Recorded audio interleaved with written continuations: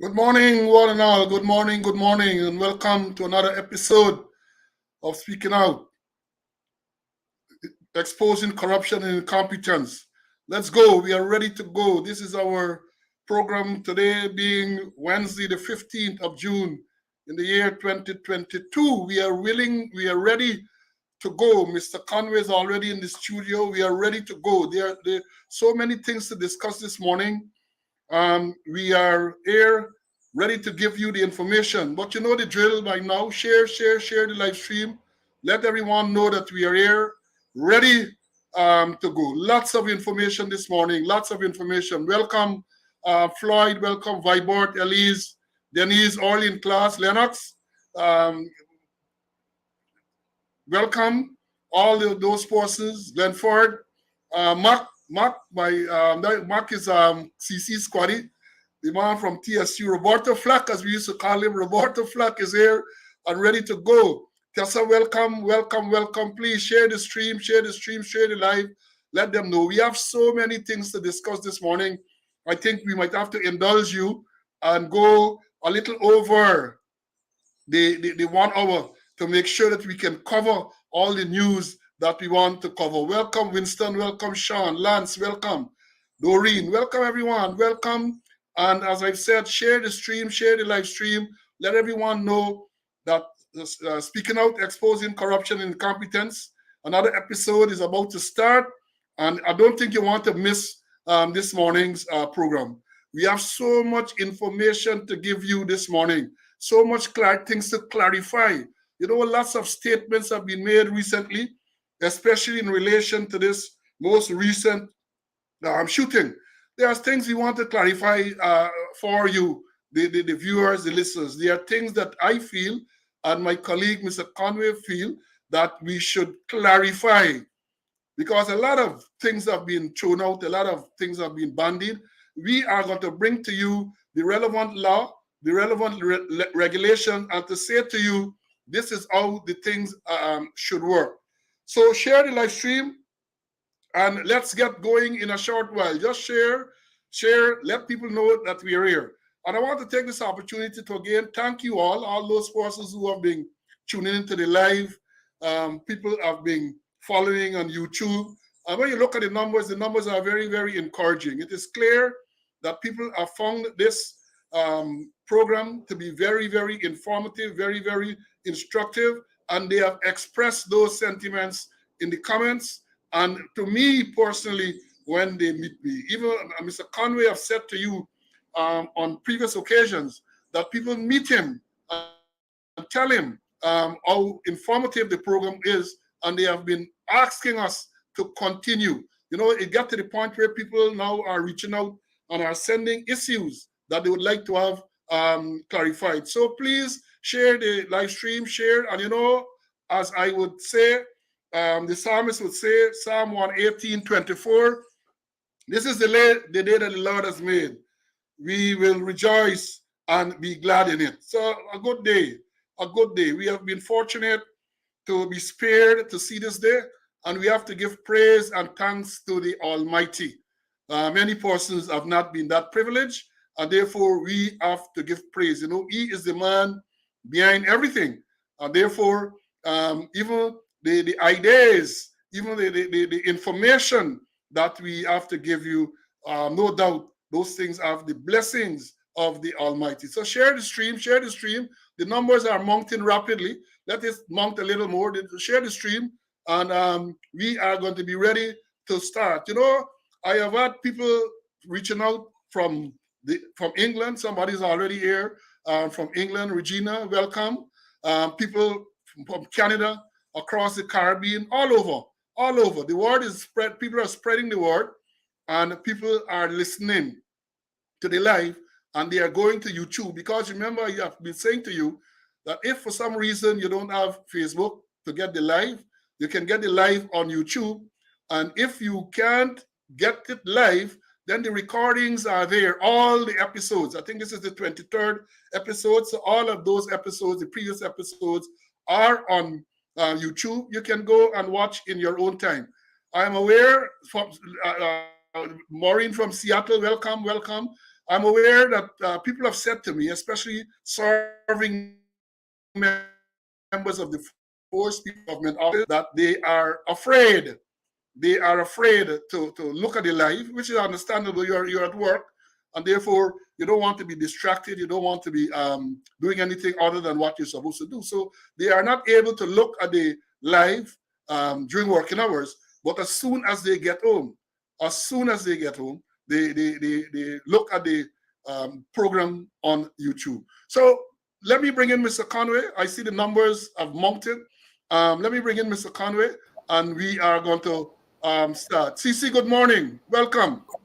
Good morning to you, Paul. God has been good to us. We're in the land of the living, and we must give thanks and praises to the Lord that we can go through another episode. And as you mentioned earlier, lots of things to be said. Lots of things to be said. Lots of things to be said. And maybe a good place for us to start is a few days ago, I don't know if you saw it, but I was looking on I think it was the day before yesterday, it might have been, looking on the social media, and I saw the opposition leader, Mr. Aubrey Norton, confronting two sets of policemen who he claimed were trailing him, one set in a motor pickup, and then after that, two persons on motorcycles trailing him. And when he questioned those persons, the ones in the pickup did not respond as to why they were trailing him. But the ones on the motorcycle, one of them said, well, they were only following instructions. And this morning, Starbrook News, the man who sits in the seat of the commissioner, when contacted by Starbrook News, as reported in Starbrook News, he said he's not aware of that operation. They claim that they contacted the commander. The commander too claimed that he's not aware. What is going on? Why would they want to be following the opposition leader? Mr. Conway? Paul, I am not surprised that they're in the 54th state, to use Johnny Cochran term, a state of denial. I'm certain that they very well knew what was taking place, and they had ordered that kind of tracking down on the leader of opposition. There's nothing wrong with providing security to the leader of the opposition. Bonham used to do it for Chelly Jagan. And even when Desmond Hyde, before he turned, not Desmond Hyde, Granger, before he turned president, we had security details for him. So I don't know why they're going into the 54th state. Yeah, exactly. Because then again, the old thing is that if you're going to be providing security, one would expect the person to whom the security is provided is made aware. Well, look, That's true. That's true. Right. So I can't understand what is going on. It appears as though things are happening, and then the ranks involved here are thrown under the bus. They kick them under the bus. And because I am certain that those ranks, based on what I saw in the videos, the two videos, there were about 5 or 6 ranks. I am certain they did not decide on their own that they were going to go and trail or follow the opposition leader. Someone had to have sent them. And here it is, the ranks are thrown on the bus. And one of the things of concern to me is that if at that level, you don't know, the number, I look at it again sometime yesterday, the number of one of the motorcycle, the registration number is clear. You can't identify the ranks because they covered with face masks and all of that.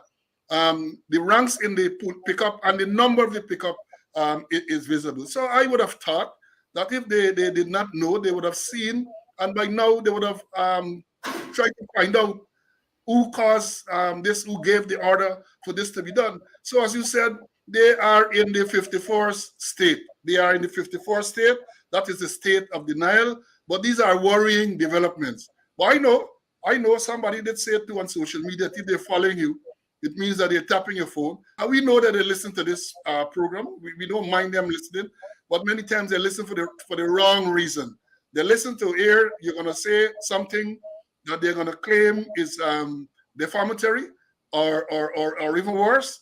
And that is what they listen for, but they should listen to make sure that they get the information that they can act upon and learn, because as we have said repeatedly, our aim is to teach.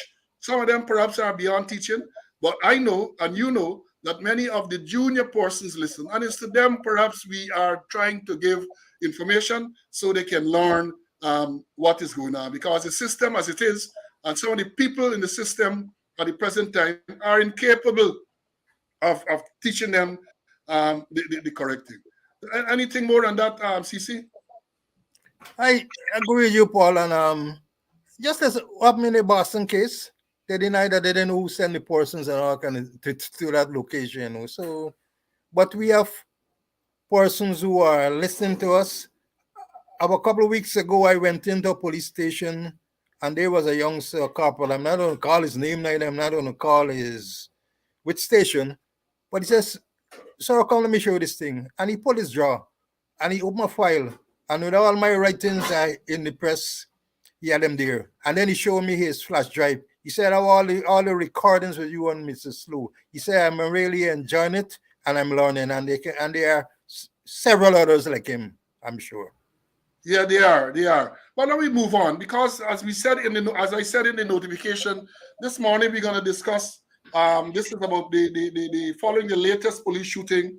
It has now become necessary for us to discuss the rules governing the use of deadly force.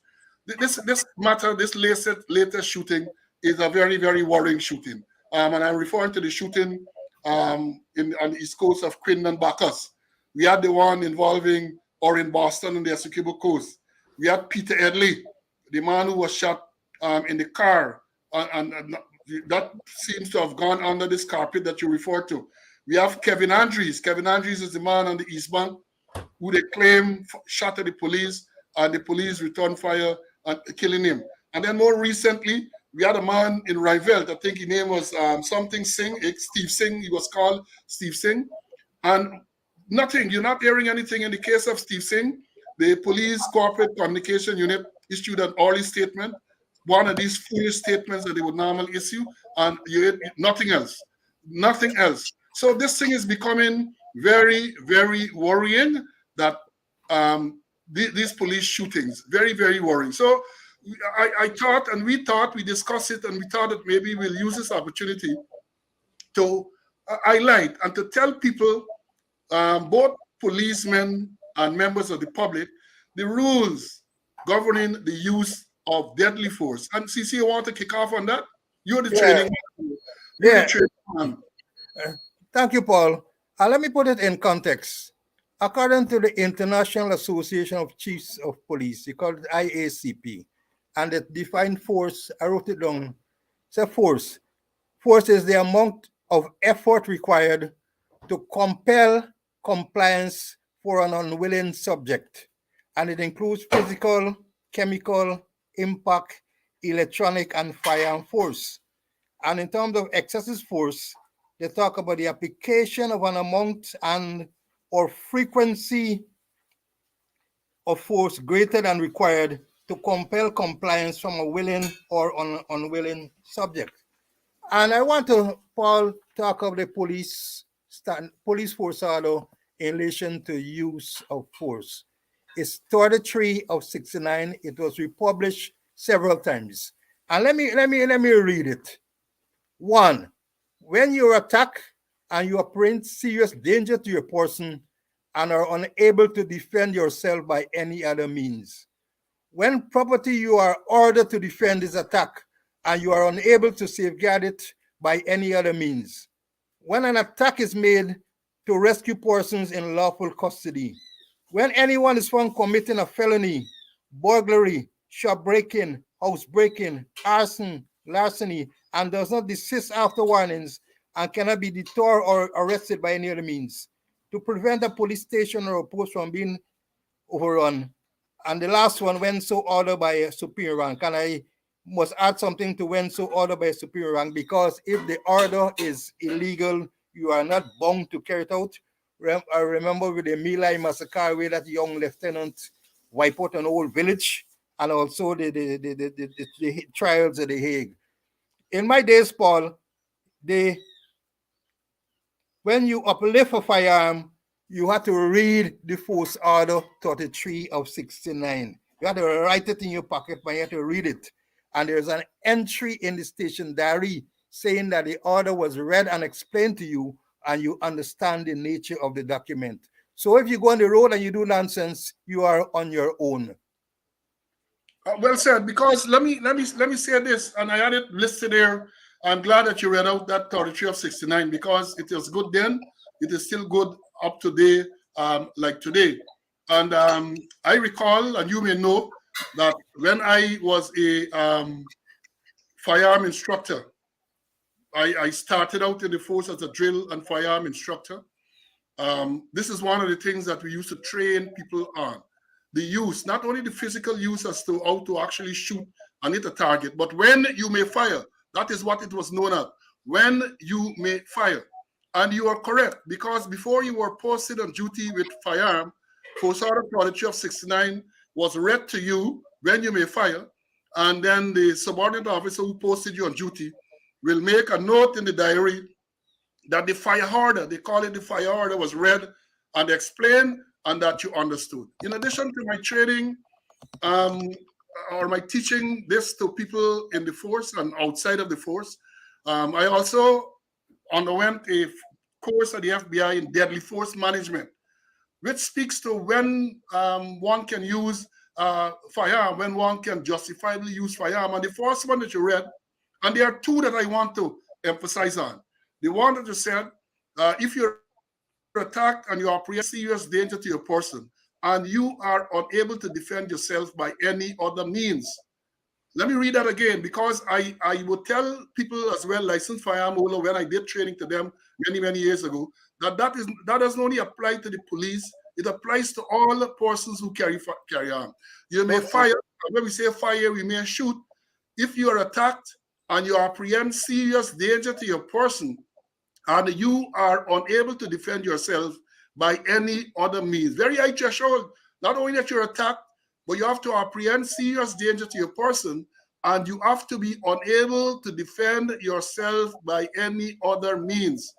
And then the next one that we said was uniform is we say if persons perpetrate or are evidently about to perpetrate an outrage amounting to felony, and examples are given.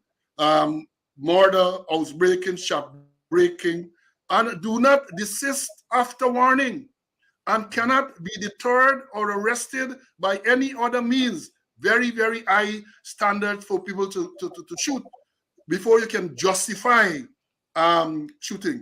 And we said it before, CC, and we need to repeat it because you did the survey and I have done the survey to discover that many of the police ranks, and I dare say even the civilians who are carrying firearms, do not know the rules governing when you may fire. They do not know the rules governing when you may fire, and therefore that is the reason, that is the way you get all of these problems. People shooting without justification for shooting. Do you want to comment on that? I agree, because I told a story before. When I was a force training officer, they had a work called a skeleton arms course at the TSU, and they asked me to declare it closed and give the feature dress. And I started and then I stopped, took out my wallet, and I had some money inside there. I wasn't impecunious like now. And I threw it on the table. And I said, hey, anybody who could repeat when you may fire, take this money. And not one, and this was a skeleton arms where you're using firearms and they don't know, it wasn't embedded in them when you may fire. In my days in coming up as a constable, we used to say that's a recitation, and it was embedded in you so that when you go there you will not do nonsense. And it's so important, when you may fire must be inculcated into every member of the Guyana police force, and as you mentioned, civilians also. Exactly, because remember the system in the force is that, and this is something that I have been lamenting on a long time now, that what happens is that once you pass through your initial training, no assessment is made as to how competent you are in the use of firearm. Once you pass through, you go to a station, you go to some location, you can be expected to be issued with a firearm to go on duty. So, and that is a problem. That is one of the problems. You have people there, and I suspect if you were to do a survey now, in terms of training, in terms of refresher training to use firearms, you will discover, I am sure, I am saying this without any fear or successful conviction, you will discover that a large percentage of the ranks who are carrying firearms around, patrol, and other duties have not had any refresher courses, have not had any opportunity to fire those firearms in a long time. Some of them will tell you when they did the initial training, what we call the initial familiarization training, and may have fired a few rounds, not again. And that is one of the issues that we have. That is one of the problems. People are going around, both policemen and civilians, with firearms, and they do not know the rules governing the use of the firearm, which is very, very worrying. Now, coming back to this matter, this specific matter. Just to add to you, so true. And I have a habit, anytime I see a policeman with a firearm, I ask, when last you shoot? Amazing. A couple of weeks ago, I went into headquarters to do some business, and there's a man at the gate. When last you use this weapon, shoot this weapon? So 3 years ago. Exactly, and that might have been a recent one, right? That might be, and those are some of the systemic problems that they have. Those are some of the systemic problems. Coming back to this, it's coming to this issue, this specific issue. I first learned of this issue when the police issued a statement. Police Corporate Communication Unit, this unit that I've been saying is not doing the force any good because they come up with these statements. In this case, they came up with a statement that the police, there was a police patrol in the area. They saw this man with a firearm, and they attempted to apprehend him, something to the nature, and he opened fire. And then he opened fire, they returned fire, and he was fatally struck. 4 hours after, about 4 hours after, they came up with another statement to say that this was as a result of some undercover sting operation where the operation was set up for this deceased to sell some gun to undercover policemen. We know someone from the special branch, and it ended up with this man being shot. So I have been making the statement about the Corporate Communication Unit, rushing with these statements, all kind of things they're saying, and here it is. So it boils down to an issue of credibility, because when you're making a statement and then a few hours after you have to basically retract and give a new statement, which one people to believe? You lack credibility. Anything you say, people is not going to believe, and that is very, very worrying. Now, so this is of real concern, and I have been following this matter very, very closely. I saw the visit to the resident by the man who sits in the seat of the commissioner, and then when he came out, he made a statement to the people who are there, saying that this matter is going to be investigated by the Police Complaints Authority. The police are not going to do any investigation. This matter is going to be investigated by the Police Complaints Authority. And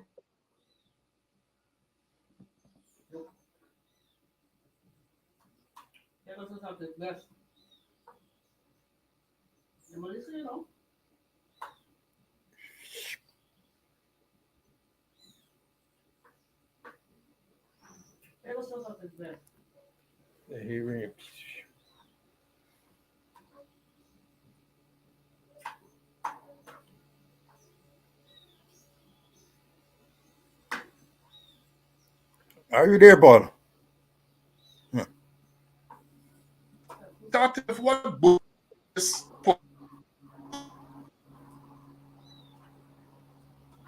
a little problem there a while ago. So I was saying that I had to look at the Police Complaints Authority Act. And the Police Complaints Authority Act is clear. The Police Complaints Authority do not, let me say that again. The Police Complaints Authority do not conduct investigations of this nature.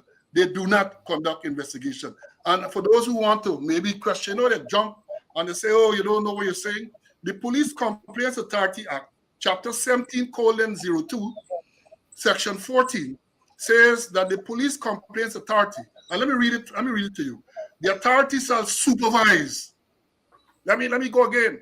It says that the authority shall supervise. The authority shall supervise the investigation of every complaint or information of the nature referred to in Section 12. I'm reading here from Section 14, and what Section 12 says. Section 12 says, this part shall apply in relation to any complaint or information that any member of the force has unlawfully caused the death of any person or has committed any offense referred to in sections 48, 49, 50, 55, and 57 of the Criminal Law Offences Act. So the Police Complaints Authority Act empowers the Police Complaints Authority to supervise the investigation where any complaint is made that someone has lost their life. And when we talk about the Section 49, 50, quickly, Section 49, Section 48 relates to doing bodily harm by wanton misconduct. Section 49 really is assault causing actual bodily harm. Section 50 is unlawful wounding. Section 55 is discharging loaded firearm with intent. And Section 57 relates to felonious wounding. So the law is saying that if such a complaint is made, then the Police Complaints Authority has the authority to supervise the investigation, to supervise, because what we know, and I'll bring you in to explain this again, CT, what we know is that the police will conduct the investigation. Because you're talking here about the death of a person, you're talking about a homicide. The police will conduct the investigation. And the Police Complaints Authority is there to supervise, to make sure that the investigation is properly done. CC, let me bring you in. What do you want to say about this? Paul, I am concerned when there is a loss of human life. When I was on training with the FBI, among the courses I did was one called Management of Death Investigation. And I can always remember or facilitated, and at every session he used to read out a quote to us. And I have it here, let me read it to you.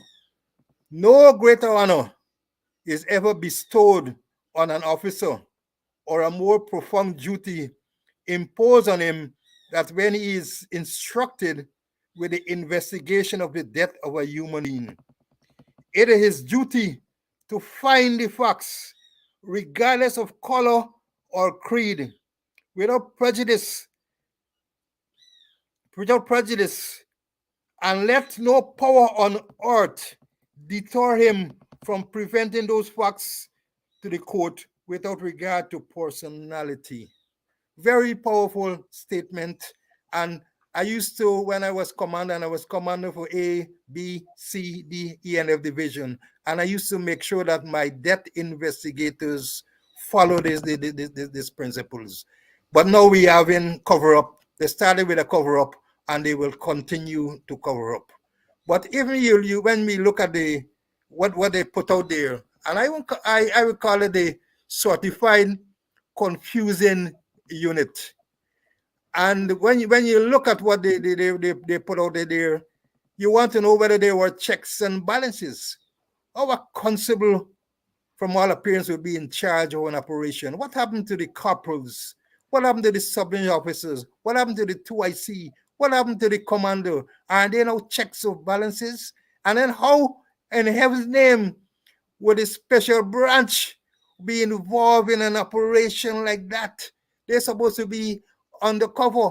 But then I listened last week to the commander for East Coast there, and he was saying that there won't be no cordon search. They'll be doing intelligence-led policing, and everything now is intelligence-led policing. They're not talking about actionable intelligence. So the thing had to go wrong if in fact they had an operation there. It had to go wrong because the levels were very too woefully low, Paul. But I agree with you, because I agree with you. The same question came to mind, because I don't know if the role of the special branch has changed, because, you know, a lot of things happen now. We're getting all sorts of political directions and interference. Because I know if they do the intelligence work, even if the special branch is made to do the intelligence to say, well, yes, this is what's going on, the execution of the operation is normally done by CID and uniform rank. Because remember, you have to go to court. You're expected to go to court at some stage to get the evidence. And you always try to shield the special branch from having to go to court, because if they go to court, then the cover is blown. And so therefore, to hear that this may have been a special branch led operation at that very low level. I'm not sure what is the level of what is the rank of the man who is set to be involved. A But constable, a constable, constable, can you imagine that? and A and and, and constable. to add, understand he was a couple days ago transferred from the special branch. Well, and so that is a problem. And I have some questions to ask in respect to this whole matter, because one of the things I listed, was this a sanctioned operation? Was the commander and others aware of the operation? And I want to know who were the other ranks involved, because we are saying about this one man, whatever his name is, something Dinabriga. He is the focus of the operation, but from an investigative perspective, from a command perspective, I would think that you need to know all those persons who were involved in the operation, every single one. The next logical question to me is that I wanted to know, the emphasis is saying that this one man fire. What if others were involved in this operation? Did others shoot as well? Did others people shoot as well? Because remember, this man got, and if you listen to the tape, several shots were fired. Several shots were fired. According to what was reported, the postmortem said the man was struck 6 times, 5 in the back and 1 in the chest. So up to now, I don't know if they know. I don't know if the investigation has gone along that line, but I would think that in a matter like this, you need to know all the other ranks who are involved, what statements they would have given in relation to what their respective roles were in this operation, and did they shoot too? Did they shoot too? Because I asked that question because, and let me jump to this point right away, because I've been following on social media, even to this morning on a program last evening, people are calling for charge of murder to be instituted against the rank. I want to caution, slow down, because at the end of the day, it's not what you know, it's not what you see. Listen to this carefully. At the end of the day, it's not what you know, it's not what you see, but it's what you can prove in a court of law. It is called evidence, and therefore you have to gather evidence. And in gathering the evidence, one of the questions I want to ask, what efforts, if any, were made to collect evidence at the scene of this incident?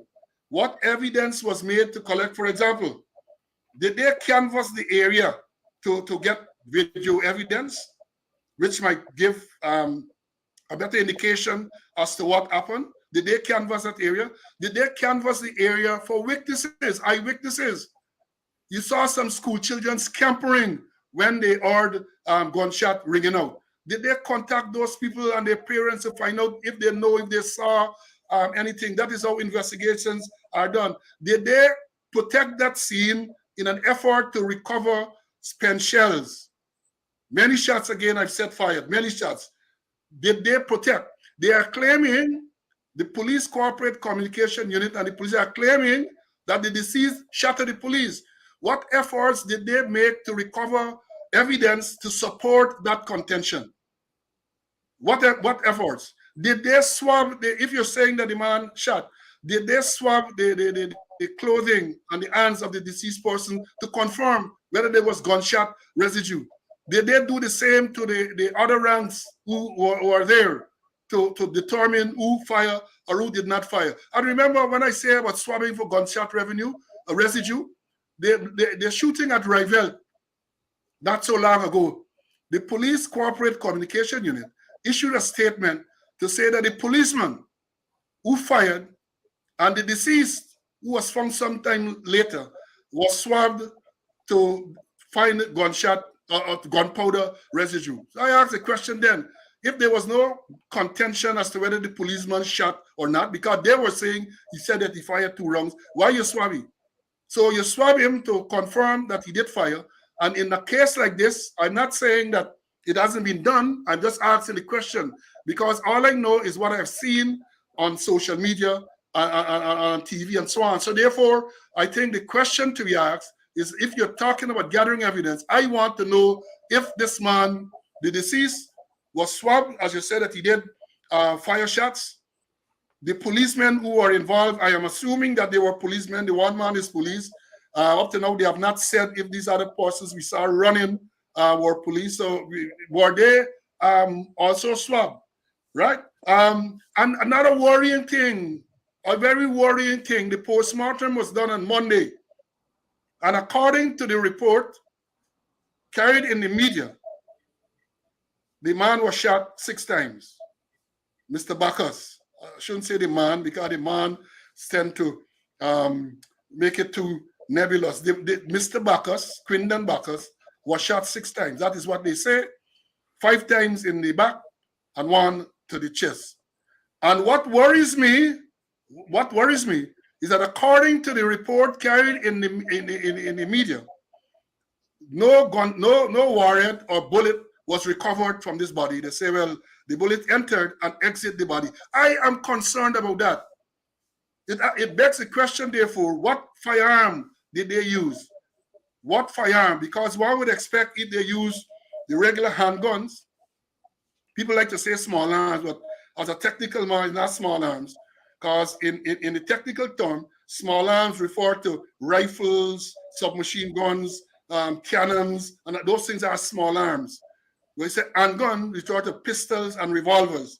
So I want to know what firearm or firearms were used to have entered, for the bullets to have entered and exit the body. There's a lot of force. That is a lot of force for a bullet to have entered and exit. And right away, I smell a rat. Because a matter like this, a case like this will revolve heavily around eyewitness testimony. Eyewitness can always retract. They get cloudy. And ballistic evidence. And therefore, if you're saying that you have not been able to recover any of the bullets that penetrated the body, I can see some issues down the line. I can see issues. So I would really like to know what firearms was used. What is the caliber of firearm? Because my training and my experience tells me that if you use the regular 9mm or a 38 caliber, or even a 40 caliber, or even a 357, one would expect that bullets would have been lodged in the body to be recovered at the post-mortem examination for ballistic examination to link guns to bullets. Right now, it appears that there's an absence, because if you don't recover the bullet, and if you did not recover the casings, ballistically, it's going to be very difficult for you to link the bullet or the gun to the death of this man. So I am worried, and I'm hoping that the attorney who's representing the interests of Mr. Bacchus and his family are on to these things.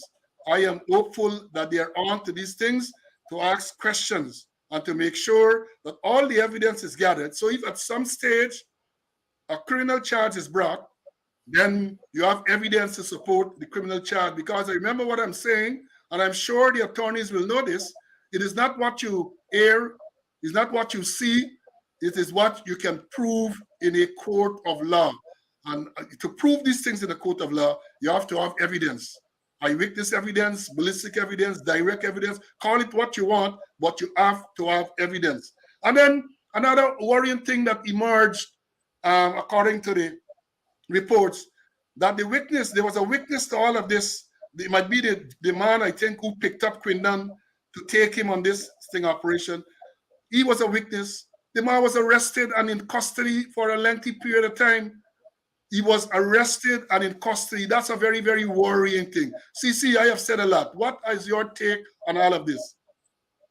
Paul, getting back to the point, if you don't cordon and search anymore, you win or lose a case at the scene, and there's what they call the theory of exchange. Something will remain there, or the perpetrator will carry something from it that you need to make sure that you process the crime scene properly. And just getting back to the investigator, I call him the DI, the death investigator. And let me repeat some of the things that I learned from the FBI, the statement that our facilitator had given us.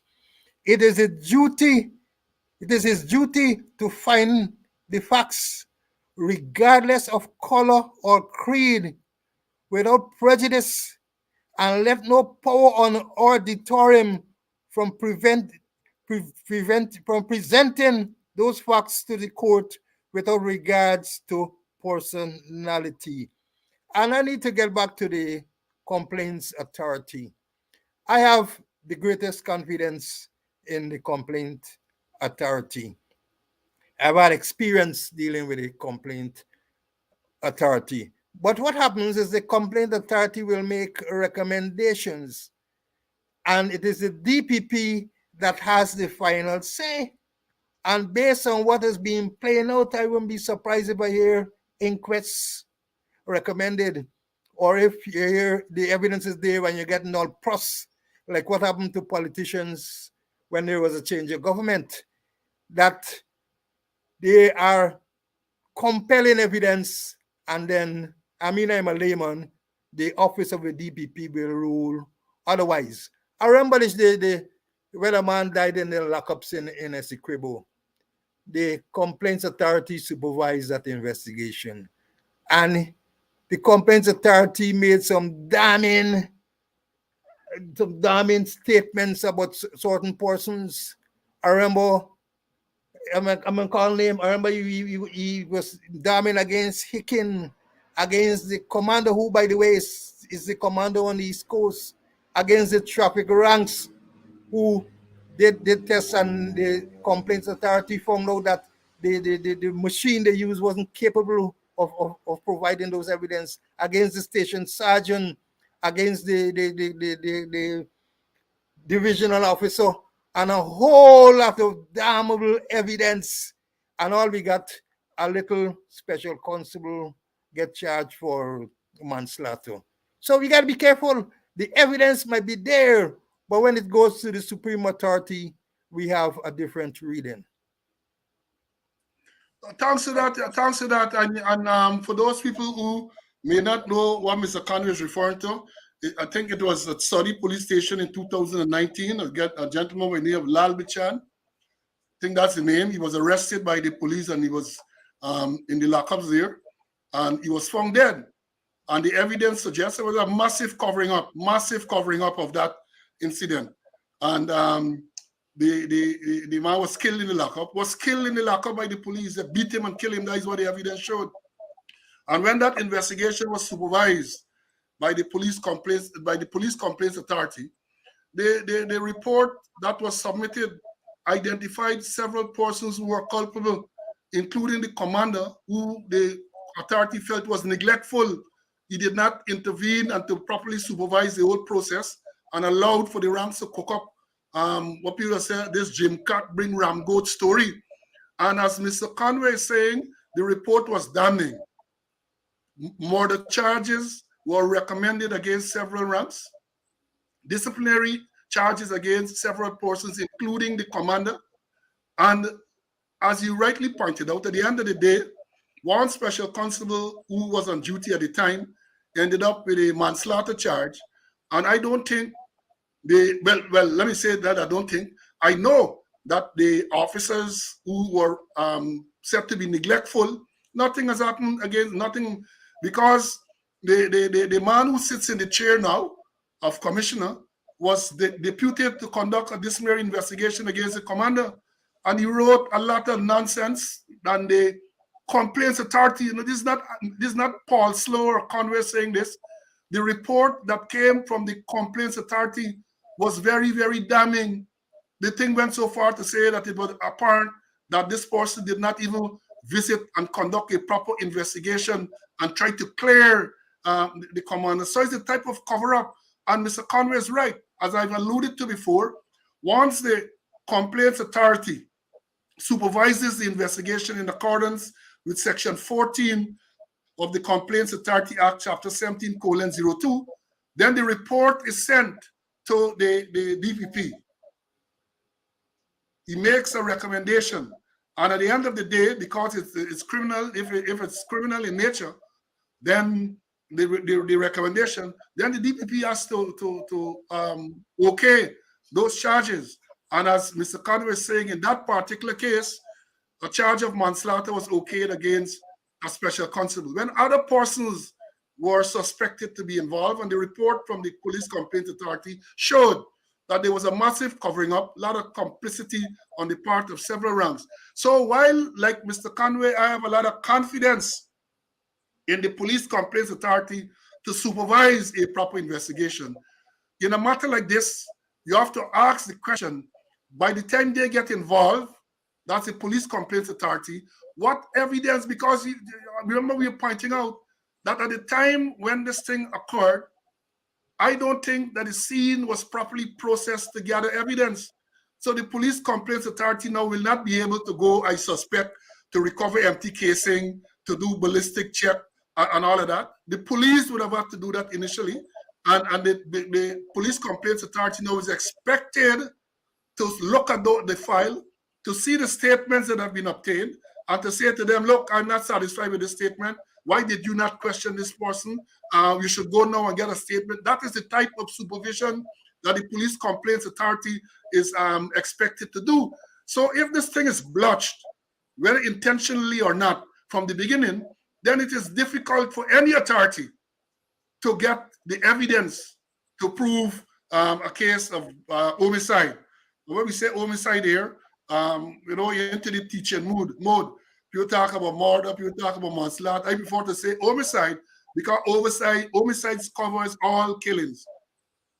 Homicide covers all killing. And you made the point about evidence, and I did a similar course to you at the FBI. And I remember years ago teaching new detectives what we call the Locard principle, the principle of transferal, which says that once two objects comes into contact with each other, transfer will take place. So as you're sitting in that couch now, when you get up from the couch, materials from the couch will adhere itself to your trousers, and materials from your trousers will adhere itself to the couch. So if you want to find out if you are in fact sitting there, there's a scientific way of doing that. I don't know that this type of investigation, scientific investigation, has been done in this case in particular.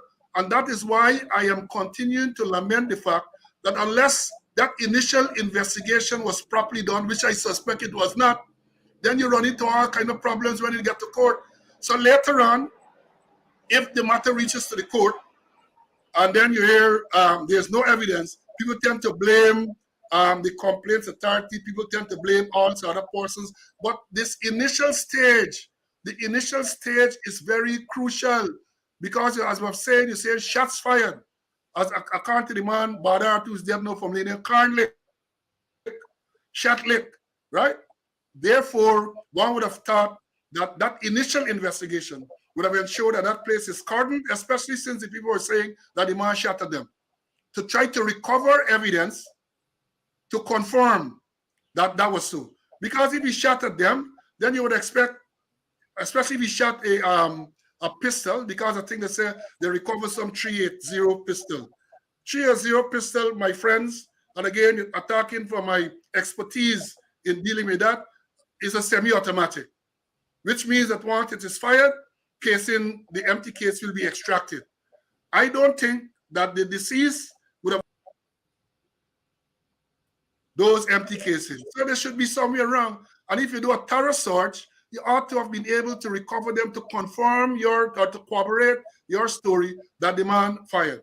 Similarly, or conversely, you would have had to check to see what type of empty casings were discharged from the policeman or men who fired. Because I continue to say, while people are saying, I think we had one man fired, my training tells me, and any proper investigator, any proper commander will want to know what did the others fire as well.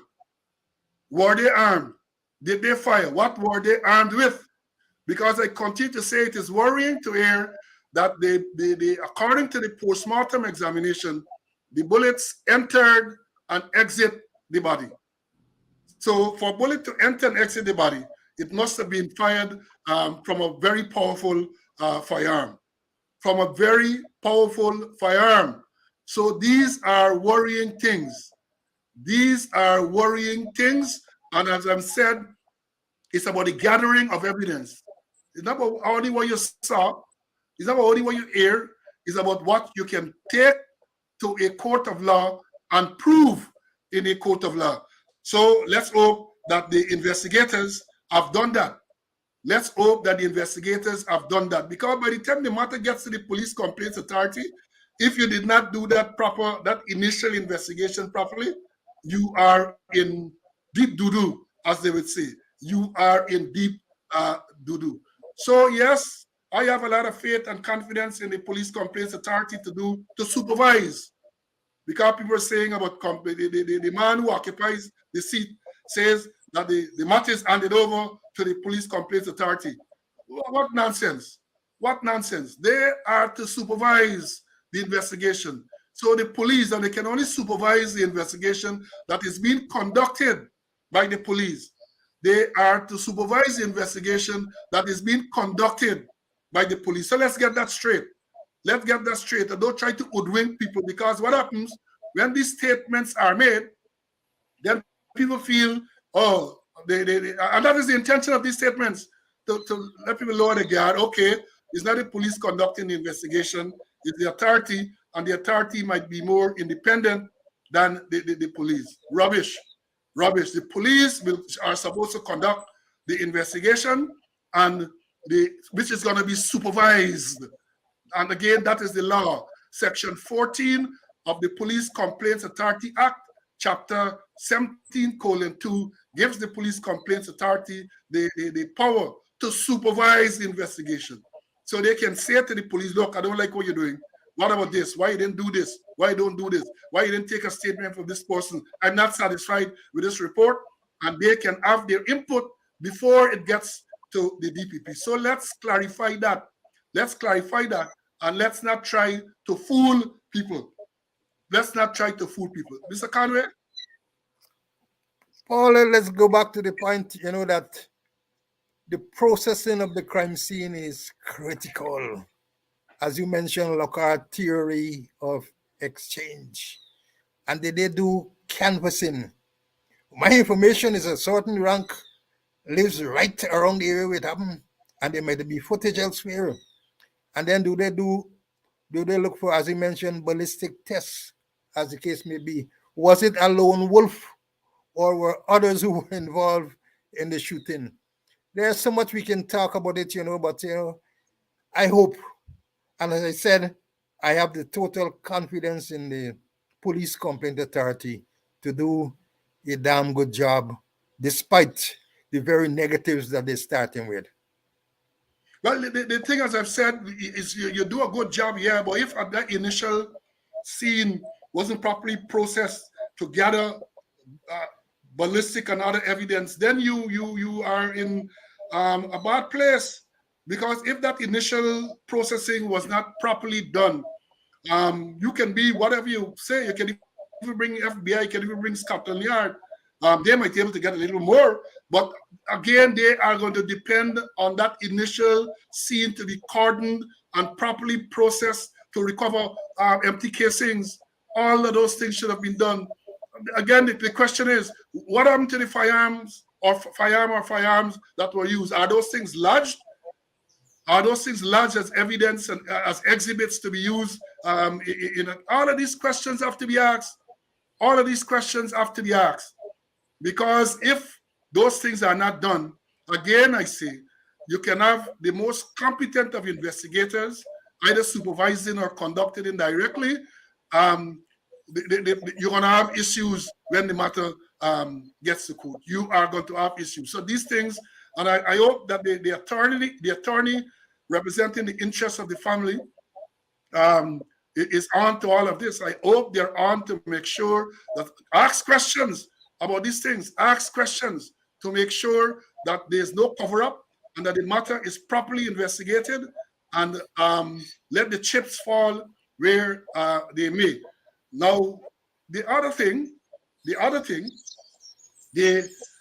and even the attorneys, they're saying they made a demand for the rank to be placed under close arrest. Now, this is something I wanted to address a long time now. A long time. To address this thing about close arrest. Now, in a case like this man should not be placed at the rank. The rank who is alleged to be involved in this shooting should not be placed under close arrest. He should be properly arrested and placed in custody. Close arrest is catered for under the Police Discipline Act, Chapter 17:01, and Section 10 of that act spells out when a person can be placed or when a person should be placed under close arrest. It spells out, and let me read it for the young policemen who are here, because very often, even the Boston killing on the Essequibo Coast, the rank is placed under close arrest. In this killing of Bacchus, even the attorney was calling for the rank to be placed under close arrest. My friends, in a matter like this, it's not close arrest. Let me tell you what the Police Discipline Act, Chapter 17:01, says about close arrest. It says a rank can be placed under close arrest if he is under the influence of intoxicating liquor to such an extent as to be incapable of performing his duty. It goes on to say if he commits any insubordinate act or uses insubordinate or disrespectful language to a person in authority over him, if he willfully disobeys a lawful order of his superior. And the last one says, if he strikes or attempts to strike any member of the force superior in rank to himself. So those are the conditions for which a rank can be placed under close arrest. Let me repeat it. Those are the conditions when a rank should be placed under close arrest. So if a rank is alleged to have unlawfully killed someone, that is not close arrest. When a rank takes a bribe or is alleged to have taken a bribe from someone, it's not close arrest. He should be properly arrested and placed in custody.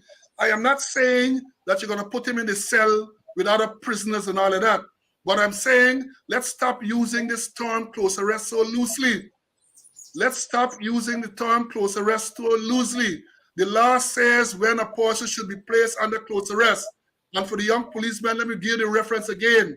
It's Section 10 of the Police Discipline Act, Chapter 17:01, says when a rank can be placed under close arrest. So people out there, including the attorney, stop telling people about persons to be placed under close arrest unless they commit one of those offenses that I just highlighted. And that is not Paul Slow saying that. That is what the law says, and therefore we should follow the law. And let me repeat it. Somebody asked me to repeat it. Let me repeat it. You say a rank can be placed under close arrest if he's under the influence of intoxicating liquor to such an extent as to be incapable of performing his duty. B says if he commits any insubordinate act or uses insubordinate or disrespectful language to a person in authority over him. C says if he willfully disobeys the lawful order of his superior. And D says that if he strikes or attempts to strike a member of the force superior in rank to himself. So that is what the law says.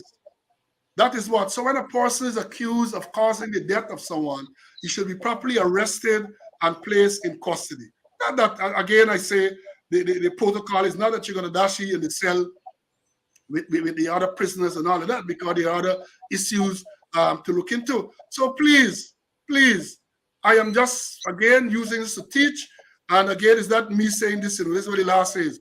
So those of you who are of an inquiring mind, I encourage you to go and read it and understand it. Because as I've said, for the longest while, I wanted to comment on this because people have been using this term close arrest very, very loosely and inappropriately. So let me try to clarify that. CC, as a man in the training area, you want to make any comment on that? Yeah, close arrest, Paul. What happened in reality is that they carry them to TSU and keep them at the gate there, say they're under close arrest, and they have all the facilities available to them, including visits and all kind of thing there. But after 72 hours, they are mandated by law to release them or go before a judge and ask permission for the arrest to be extended.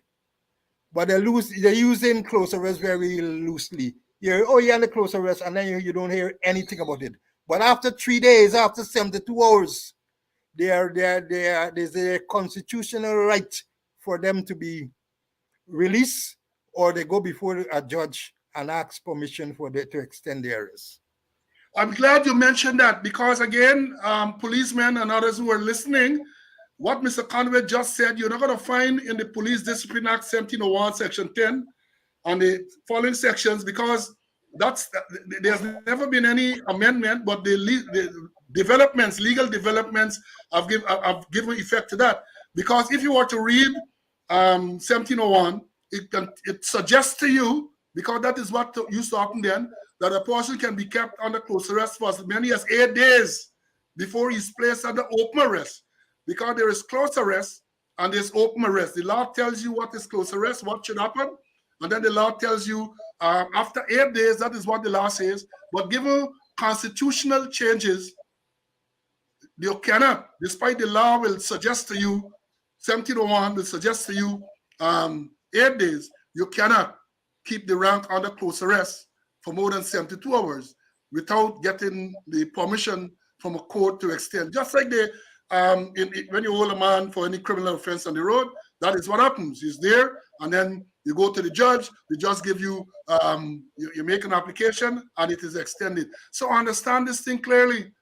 Understand, I have known of cases in the past where people are said to be under close arrest, open or close, inverted commas, close arrest, for weeks and months. And of course, people at that time, people never challenge those things, but people need to understand. Policemen need to understand.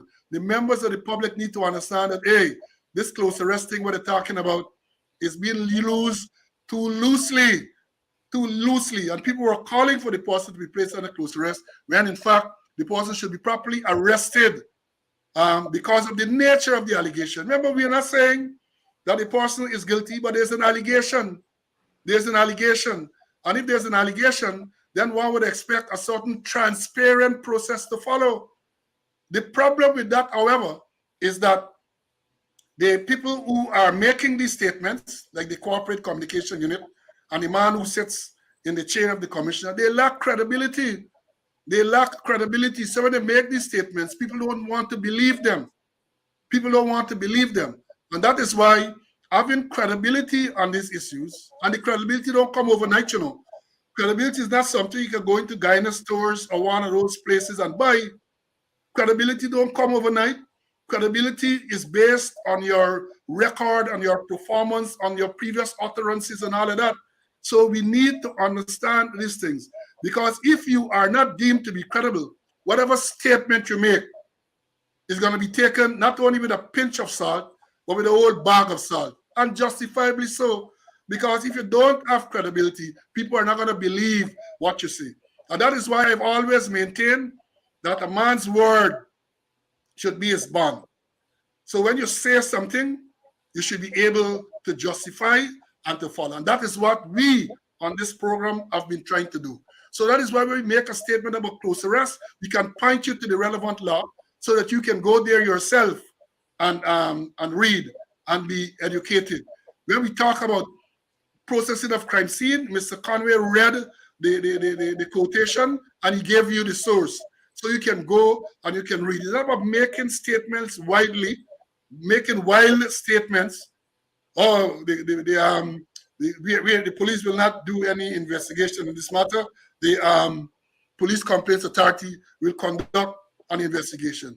Police Complaints Authority don't conduct investigation in a matter like this. They supervise.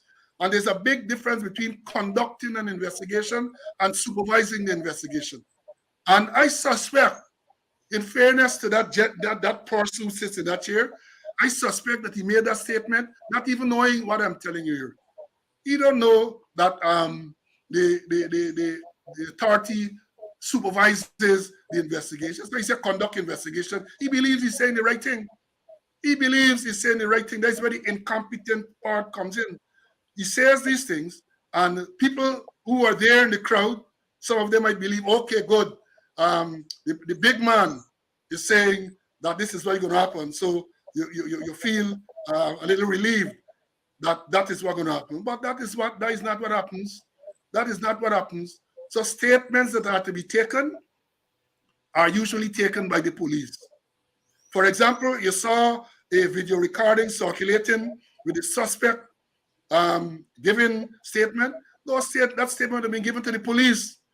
The police would have taken statement, even though I was very dissatisfied with the way how the questioning was being done. The man was was being led to give certain answers. He was clearly being led to give certain answers, and I believe that was part of the covering up. So the lone witness, well, not the lone witness, the one that they took in because somehow he was involved. When he picked up the man and dropped him at some spot, picked up the deceased and dropped him at some spot, he was arrested. And some hostile questioning. Not the way you would normally question a witness who you want to really tell you truthfully what transpired. It suggests to me, listening to that they were trying to get him to tell a particular story which aligns with their version of what took place. And that cannot be the professional thing to do. That cannot, and again, it comes down to credibility. That cannot be a credible process. It cannot be a credible process. And you know, one of the things I want to say too is that I don't think the police have come to grips with policing in the age of social media and smartphones and CCTV cameras and all of that. That is one of the big issues. They are policing as if they were back in the days when those things were not available, so that you can make a statement and the statement cannot or would not be challenged or would not be shown to be faulty, cannot be shown to be a lie by footage, video camera, CCTV, and that type of thing. So but now in this age of video cameras and CCTVs, things are going to be there. You're going to make statements, and then you know they long ago they say a picture is worth 1,000 words. Well, I suspect a video recording is worth 1,000,000 words. 1,000,000 words, because the video recording that we saw clearly show a man running, school children scampering in the other directions, people chasing after this man, and shots ringing out. It showed that. It showed that. So right away, that tends to debunk the initial statement given by the police about some patrol seeing this man, and then the patrol and the man shooting at the police, and it tends to debunk that part of the statement. So these things are powerful, and that is why we're saying that I would have expected, and I hope they have done it, that they canvass the area for more CCTV footage. People in the area might very well have on their cell phones, because as soon as something happens now, the first thing people do is whip out the cell phone and start recording. And sometimes the only time that recording finishes is when they run out the credit. They start to record. And from the time they record, it gone up on social media. Some people even do it live. So you see some things live. I have seen incidents where people lament the fact that rather than going to the assistance of victims, either of an accident or a man get some problem in the water, people whip out their cell phone and recording it. People whip out. So I would expect and I would hope that these things have been done, or they are going to do these things to make sure that the evidence is there. And you know, when you gather evidence, let me understand this thing clearly. In a matter like this, that initial investigation should have been done to gather evidence to support the police case. Because if the police is saying that the man shot at them, Baka shot at them, then you would have wanted to make sure that you can get evidence to support that. The evidence should have been video recording, CCTV camera recording, the empty casings that this man would have been expelled from the firearm that this man used. So all of these things are very, very, very worrying. All of these things are very worrying in terms of how this investigation was done. Mr. Conway. Yeah, Paul.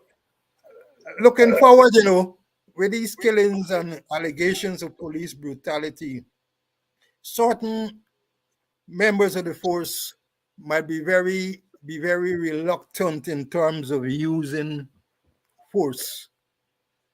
But use of force is a necessary part of the job of the police.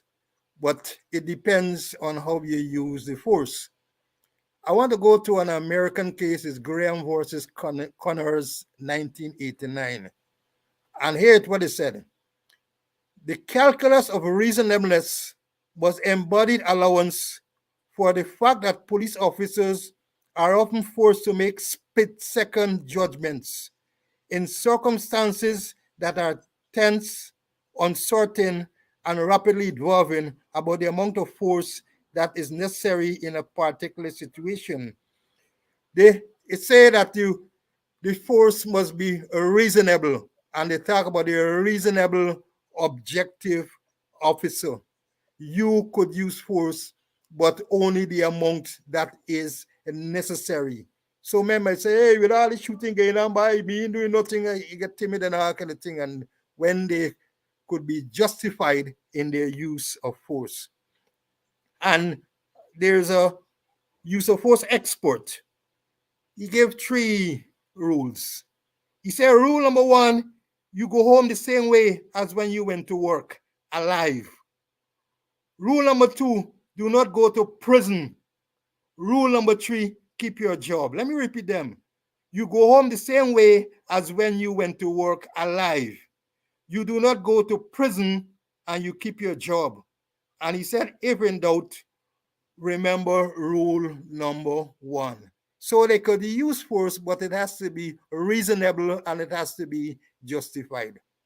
Well said, well said. Because I think that is one of the things when I did trading of ranks, you emphasize that deadly force can be used. There's nothing saying that you should not use deadly force. Nothing saying that. But it has to be justified. It has to be justified. It has to be proportionate use of force as well. And let me say this, because one of the things people have been talking about, they talk about warning shots. People talk about shooting in the foot. I don't know that any such thing exists.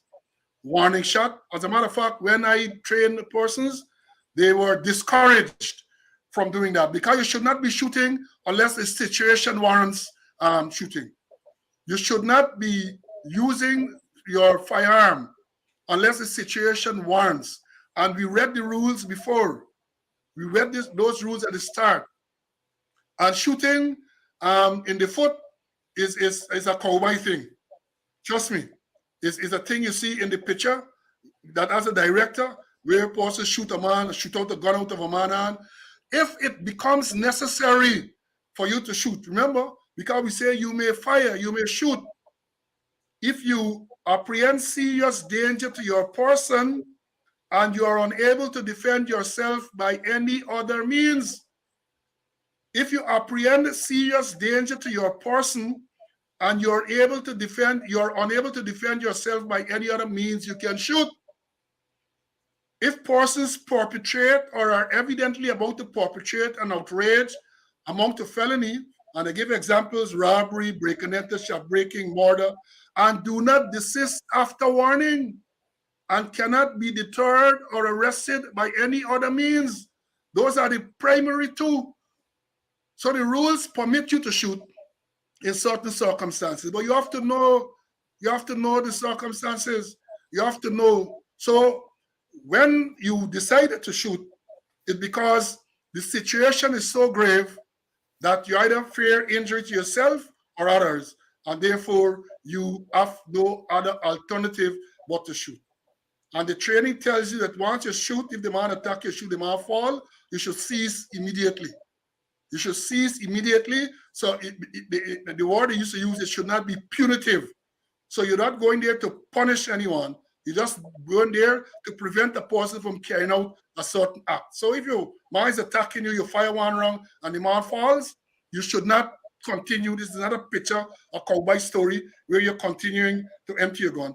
Another issue that I want cleared up, as a former firearm instructor, as a person who was exposed to FBI deadly force management, back in the day when I was a firearm instructor, we used to emphasize the fact that you cannot justify shooting a man in his back. Because remember, the rule says if you are attacked and you apprehend serious danger to your person.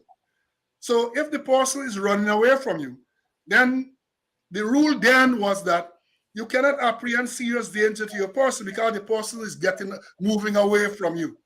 However, over the years, there has been a modification to that because we can well imagine if a man is running away from you and he has a firearm, any type of firearm, he's running away but he's turning back and he's shooting, or he's pointing the gun at the back and he's shooting. You are still in a situation where you apprehend serious danger to your person, and therefore, in those circumstances, you may be justified in firing a person, find a person who is running away from you because he has a gun, not a knife. As compared to a knife, if a man has a gun, it is different for if a man has a knife, because if a man has a knife and the man is running away from you, how in heaven's name you can apprehend serious danger to your person? And if you remember the second rule, he can have a knife, he can be running away from you, but he can be attacking others. He can be attacking others, in which case, again, you might be justified in discharging, in shooting the person. So let's understand, and it is sad that I don't think these things are explained properly to the ranks, police ranks, who are armed with firearms. So they're driving around with all kind of firearms, assault rifles and all other type of firearms. And these things are not explained in any great detail to them so that they feel confident that if a situation arises, then they are confident that, look, they know the circumstances under which they will be justified in using fire. And I said earlier, this is not only for policemen, but for licensed firearm holders as well. Those same two rules apply. Those same two rules apply. And let me repeat it again. It says that you may shoot, and they say fire, but you may shoot if you are attacked and you apprehend serious danger to your person and you are unable to defend yourself by any other means. The second one says, if persons perpetrate or are evidently about to perpetrate an outrage amounting to felony, and then examples are given, shall breaking, housebreaking, rape, murder, and do not desist after warning.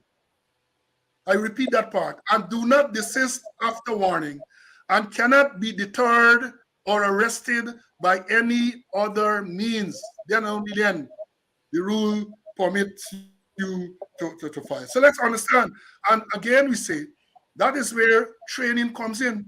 These people have to be properly trained. Ranks carrying firearms have to be properly trained. The training should not only involve how to, if it's a semi-automatic, or if it's an automatic weapon, how to strip and assemble and clean, how to drill with it. It must involve when, force order 369, when you can shoot, when you can lawfully shoot, and that should be emphasized with scenarios and all of that, so people understand. People understand when you may fire. The problem is the ranks are going out there with firearm, and then people running, bam, bam, shot, shoot, thing in the air. They don't know. They're not been properly trained. And remember that if you, the state gives the person a firearm to go on duty, you have a responsibility. The state has a responsibility to make sure that that person is properly trained in the use of the firearm. You know, when I was at the FBI Academy, we did deadly force management training that we did. There is something that the special agents, and they will tell you that was there. They have to go for qualification training. So it's not a case like in the police force, in the Guyana police force, a man can tell you that 3 years ago, the last time he fired was 3 years ago. They have to go in at stipulated intervals to make sure that they requalify to carry a firearm. They requalify. We don't have that. And those are the things that we must have. And Paul, they have to get 85% accuracy too, most in terms of shooting. Yeah, you can't. I used to say you can't be a W. And W in this context where you're shooting, W means, for those who don't know, when you see a man go to the range and he practiced a year, W, it means that he wash out. He missed everything. You can't, and well, in the military, W is warrant officer. But when you hear a man go on the range and he get a W, it's because he wash out. And the problem is that even if that person shows that type of lack of skill, lack of technical skill to use a firearm, he still goes out there when he goes to this, he's given a firearm to go on duty. He's given a firearm, and that is a serious, serious indictment on the system. Very serious, because you have to have an assessment. The person is trained. A record should be maintained. I remember as a firearm instructor, I had to go to court on at least 2 occasions I can remember to give evidence about the training the particular policeman who was charged underwent. And then we had to come to an understanding that you have to keep records. You have to keep the record, what time this training was done, who did the training, what was the subject. So in other words, when the man went out there and he did something foolish, you had a record to show that it was against what was taught to him. I don't know that those things are there now. I don't know that those things are there. But for those who are listening, because we know you listen, I think it's something you should take on board to make sure that the ranks are properly trained in the use of firearm, and more importantly, when Force Order 369, which was republished on several occasions, when you may shoot, when you may fire, that was the subject that I used to teach. When you may fire, and you explained it in detail. And this is what, when I'm reading it to you here, it's out of the memory, it's out of memory. When you may fire, out of my memory, how many moons ago, because you have to know these things, you have to memorize these things, and you have to make sure that when you're confronted in a situation, one of those rules cover you. If one of the rules did not cover you, you find yourself in serious trouble in terms of how you justify the use of deadly force. Mr. Conway, any closing remarks? Yes, Paul, I'm happy that you excellently expounded on when you may fire, because it is critical. I'm also happy, Paul, that you overspent your time in terms of getting over what we want to let the ranks know, and also the civilians. But something came to my mind, going back to crime scene management and finding exhibits, as the case may be. And something I remember years ago when we had the troubles on the East Coast, and in Buxton it has led that somebody had thrown a firearm in one of those trenches. And a man left TSU, drove up to TSU and jumped in the trench and collected a firearm, So I'm wondering, how far are I saying that? I remember that incident. I remember that incident so well. A certain man came all the way from town. The people searched, I couldn't find. And the man went in there, and the man came up. Have you believe it's the part we coming up with? The man come up with the man came up with a firearm. Yeah, so these things, the training is very important. And somebody is saying here that even the private security services, this goes to everyone. The use of firearm in this country is not only for the police, but it's for the private the security forces, the licensed firearm. Everyone should be trained properly to use the firearm. And I can say this, I saw it recently in the media, so therefore I'm not telling any tales out of school. The Guyana Defense Force is ahead with this, because what they have done recently, they have people who are qualified and who are not policemen. 2 men from the Guyana National Rifle Association who went there to the GDF to give training on marksmanship and, as we say, skill at arms to, I think it was the ensigns, the last batch of ensigns. And they have been doing that for a while. So you have to get the skill from wherever it is. I made the statement before that one of the problems I found when I was in the system, that even the persons who are there as instructors lack the necessary skill to impart. They lack the necessary knowledge of the subject. So that is what you got to do. Maybe you have to get people who are in the society who are considered as experts in these areas to train. Maybe you train your trainer to train them, and then they will go and pass on. Because I had the experience when I was at operations many years ago, where I did a random check of the instructors. And I was appalled. I was amazed that what I thought was some basic things, they did not know. They did not know, and I had to then put a system in place to try to bring them up to speed, right? So that is the thing that they have to do to make sure that you have people who are qualified to train. People who are qualified. Recently, you see this thing about train the trainers with the UG, all well and good. UG is not going to teach you how to train in the use of firearm. Perhaps they're going to teach you how to design the training program, how to assess the training, and all of that.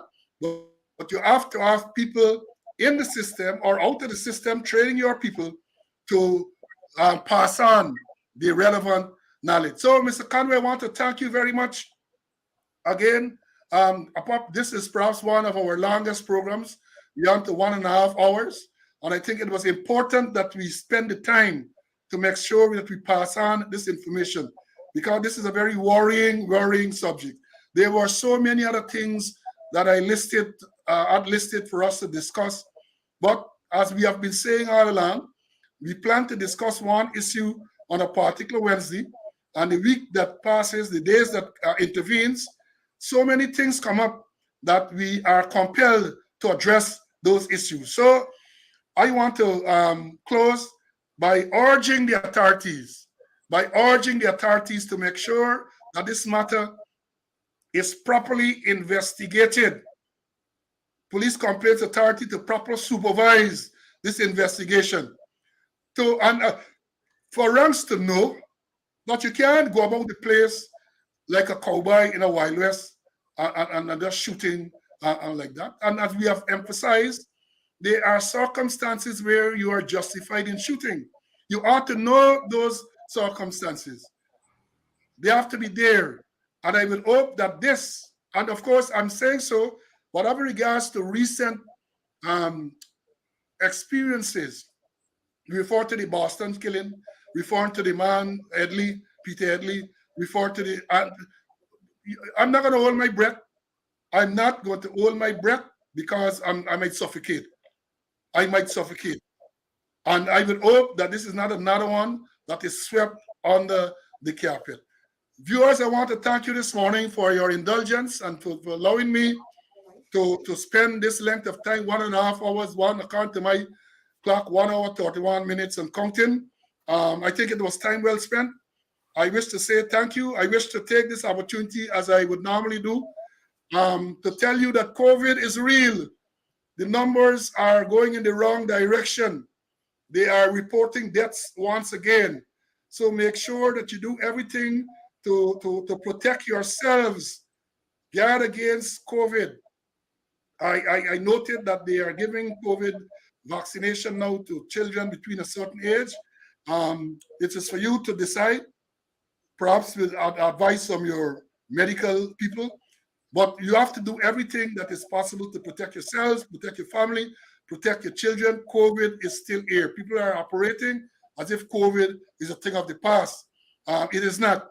It is very much with us, and the numbers are going in the wrong direction. So I want to urge you to be safe until next Wednesday at 11 a.m. Well, let me, before I go there, CC, I forgot to mention one very important thing. Today, Wednesday, the 15th of June, 2022, is the eve of our suspension from the Police Service Commission. You recall we were suspended illegally, unlawfully on the 16th of June, 2021. So today is the eve of that suspension. Oh, did you remember that? No, I didn't remember it. I didn't remember it at all. I remember when I was arrested, and I remember when they arrested you unlawfully at the court step. That was on the 19th of October. But on the 16th, I think the letter, if you look at the show cause, or if you look at the letter that the president wrote to us, I think he mentioned that the prime minister advised him on the 15th, which is today, that we should be suspended. And he proceeded to do that on the 16th of June, 2021. So our anniversary is tomorrow. I want to close by saying to people... sorry, I cannot take a drink off of that, man.